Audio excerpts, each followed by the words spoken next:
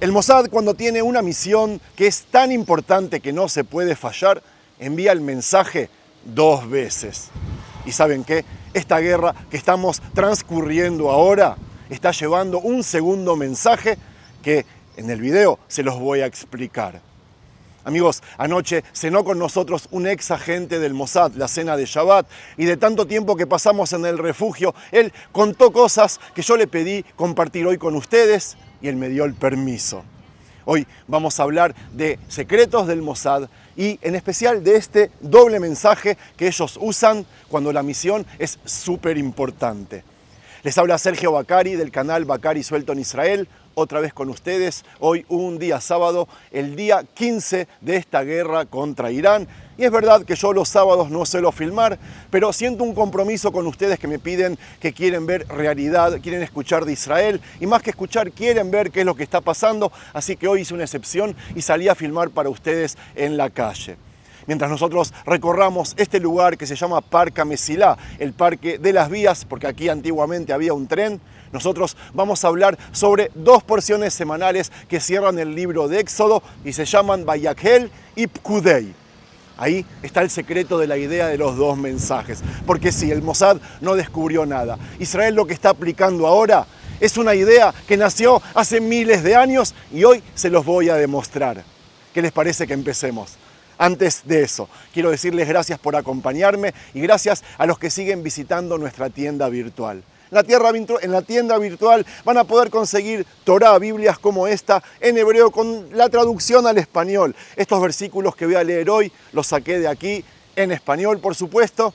¿Cómo tienen que hacer para visitar la tienda? Pinchar este enlace de aquí arriba o el primer enlace de este y todos los videos que hay en el canal. Ahora sí, empecemos, amigos. Bueno, mientras caminamos por aquí, tengo una buena noticia y una mala para todos los que se creen que estos son los últimos días de Israel. Aquellos que desean que ya está, esto se acaba, ya. El proyecto sionista, si pasa un día más, es de milagro. Miren las imágenes apocalípticas de Tel Aviv este día sábado 14 de marzo, sin gente, una ciudad fantasma vacía donde ya no hay vida. Lo están viendo. Hasta el cielo está sucio y oscuro, quizás por las bombas sucias que llegan desde Irán. ¿Disfrutaron, amigos, estos 10 segundos de fama? Bueno, la mala noticia es que les mintieron otra vez y ustedes les creyeron. Hoy es sábado en Israel y la gente no suele salir mucho porque es el día sagrado, y menos un día como hoy, con el viento sucio y la arena que te entra en los ojos o los pulmones. Sigan con las ilusiones, con el ya, consumiendo mentiras y teorías conspirativas. Pero abran el paracaídas porque la caída les va a doler y no hay vaselina que les ayude esta vez. Al resto de gente, los realistas, les voy a contar algo que casi nadie explica cuando habla del Mossad. Mientras todo el mundo habla de operaciones secretas, de agentes infiltrados, de misiones imposibles, hay un detalle pequeño que dice mucho sobre cómo funciona esta organización. El Mossad trabaja con un principio simple. Cuando una orden es decisiva, llega 2 veces. En inteligencia, nadie se mueve por entusiasmo ni por impulso. Las operaciones se activan cuando 2 señales coinciden, en el Mossad por lo menos. Un mensaje aparece por un canal, después aparece el segundo. Y cuando los 2 dicen exactamente lo mismo, la operación comienza. Imaginen un equipo en algún lugar del mundo esperando una instrucción. Puede pasar un día entero sin que ocurra nada. De pronto llega un mensaje corto. El equipo lo recibe, pero no se mueve. Nadie se levanta de la silla, nadie toca nada, todos esperan. Horas después llegará el segundo mensaje por otro canal completamente distinto, pero las palabras coinciden en exactitud. En ese momento todos saben que la orden es real, ahí empieza la operación. Hay otras formas de hacerlo, a veces es una frase que aparece 2 veces en comunicaciones separadas, a veces es una señal técnica que debe repetirse para activar un sistema. En otras ocasiones es una orden que llega por 2 rutas diferentes, pero el principio siempre es el mismo. Cuando algo es demasiado importante para fallar, se confirma 2 veces. En estos días Israel está en guerra, como sabemos, y ese tipo de mentalidad se volvió todavía más importante. Las decisiones no se toman por intuición, todo se verifica, todo se confirma, todo se revisa antes de actuar. Y cuando uno entiende este detalle del Mossad, entonces aparece una pregunta interesante, porque la idea de repetir algo decisivo no apareció ayer. En la Torá, en las porciones de esta semana, ocurre algo muy curioso y presten atención. Algo que al principio parece extraño. Un mismo proyecto aparece explicado 2 veces y ahí es donde esta historia empieza a ponerse realmente interesante. En Irán, ya es público, un sistema de drones esperó una señal codificada para iniciar una misión. La señal se transmitió una vez y el sistema la registró, pero no actuó. Cuando la misma señal se repitió dentro de un intervalo determinado, el sistema entendió que la orden era auténtica, que había comenzado el ataque sorpresa y comenzó a ejecutar la acción. En el Líbano, lo mismo. Un agente infiltrado recibió una frase clave dentro de una conversación aparentemente normal. Horas después, escuchó la misma frase en otro contexto. La repetición confirmó que la operación pasó a la siguiente fase, la decisiva. Amigos, vamos a la Torá y a las porciones que se leen esta semana, Vayakhel y Pkudei. Cuando uno abre estos capítulos que terminan el libro de Éxodo, aparece algo que llama mucho la atención. El Mishkan, el santuario que el pueblo de Israel construyó en el desierto, aparece explicado 2 veces. Primero aparece el plan completo en las porciones anteriores, como estudiamos las semanas anteriores. Dios había dicho exactamente cómo debía hacerse todo. Los materiales, las medidas, los utensilios, cada detalle. La Torá ya había dedicado capítulos enteros a describir cómo debía construirse el santuario. Y de repente llegamos a estas 2 porciones y la Torá vuelve a contar todo otra vez, paso por paso, mientras el pueblo lo construye.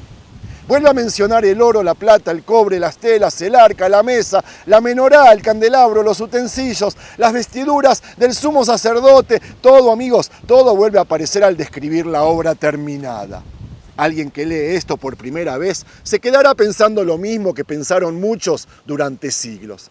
¿Para qué repetir todo de nuevo si el plan ya había sido explicado antes? La Torá podría haberlo resumido en una sola frase y seguir adelante. Podría haber dicho simplemente que el pueblo construyó el Mishkan, el santuario, tal como había sido ordenado y listo, terminó la historia. Pero la Torá decide hacer otra cosa. Decide repetir el proyecto completamente mientras se ejecuta. Eso significa que el lector vuelve a escuchar cada parte del plan y luego vuelve a verla realizada exactamente de la misma manera. Amigos, en medio de esa descripción aparece un versículo que deja muy clara la idea que intento explicar. Y cito: «E hicieron los hijos de Israel conforme a todo lo que Hashem, Dios, había ordenado a Moisés, a Moshe.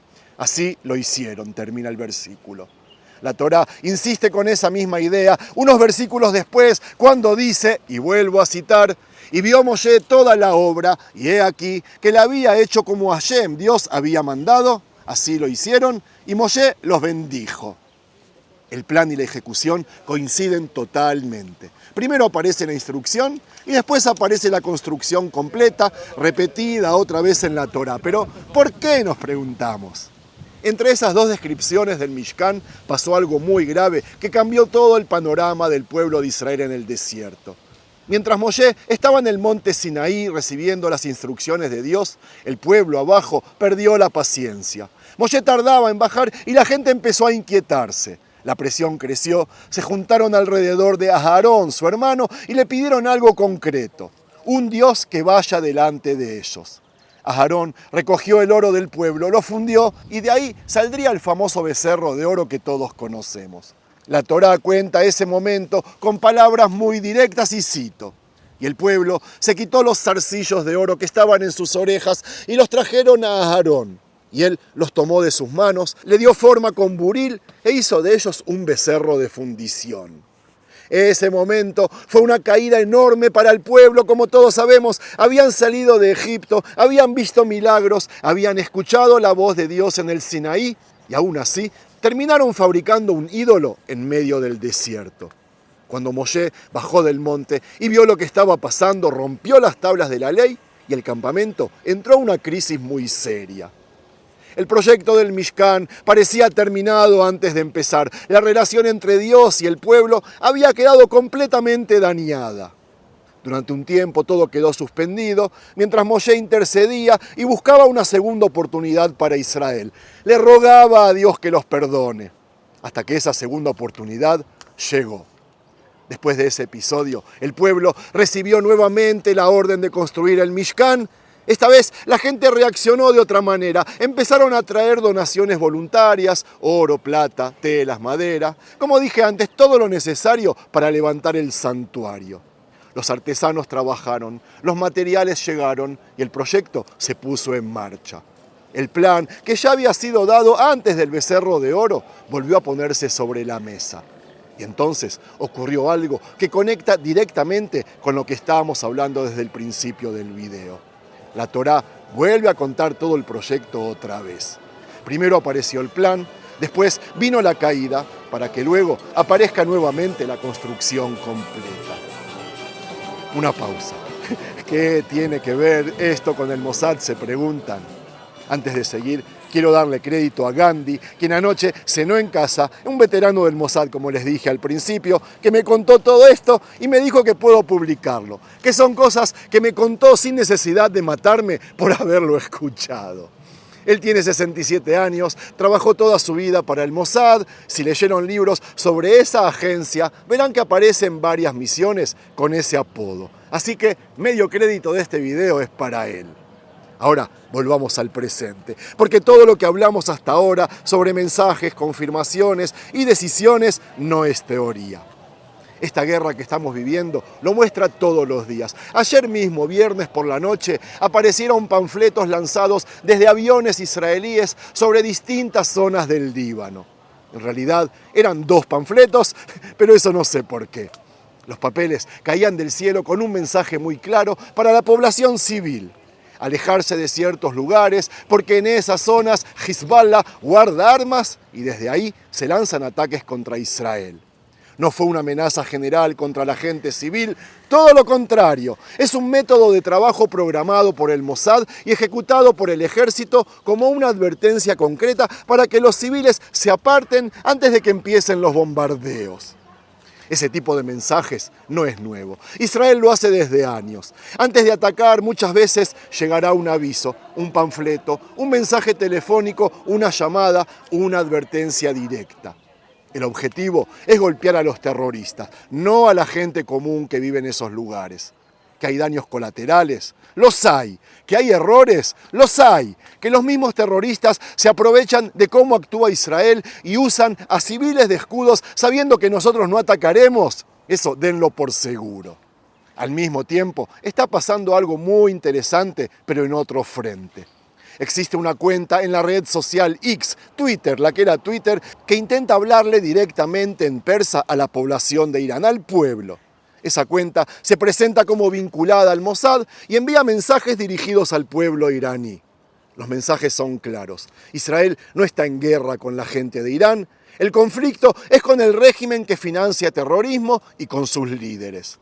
Es una forma distinta de comunicar en medio de una guerra, un mensaje directo a la población civil para separar a la gente común de los grupos y gobiernos que organizan los ataques. Y aquí conviene aclarar algo que muchas personas repiten sin entender bien cómo funcionan los servicios de inteligencia en Israel. El Mossad no es el organismo responsable de la seguridad dentro de Israel, Judea, Samaria o Gaza. El Mossad opera fuera del país, en el exterior. Y por eso aquel ataque del 7 de octubre no fue una falla del Mossad, no fue falla de inteligencia del Mossad, porque cada servicio tiene un campo de acción distinto. Hoy estamos en el día 15 de esta guerra y el panorama sigue cambiando todos los días. Misiles, operaciones, advertencias, mensajes que aparecen en distintos lugares al mismo tiempo. Y cuando uno mira todo esto, vuelve a recordar la idea con la que empezamos, que en los momentos decisivos, los mensajes importantes siempre vuelven a aparecer, sí, 2 veces. Si miramos todo lo que contamos en este video, va a aparecer una imagen muy clara. Primero existe un plan, después llega un golpe que nadie espera y luego aparece la segunda fase, el momento en que se decide cómo responder, cómo actuar.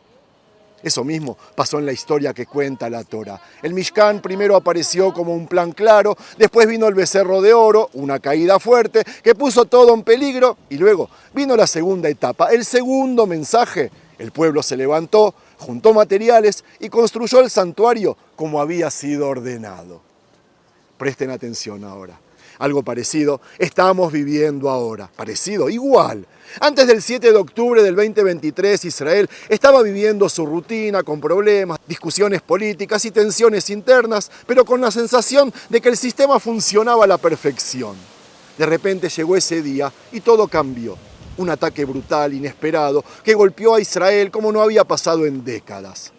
Ese fue el momento de la caída.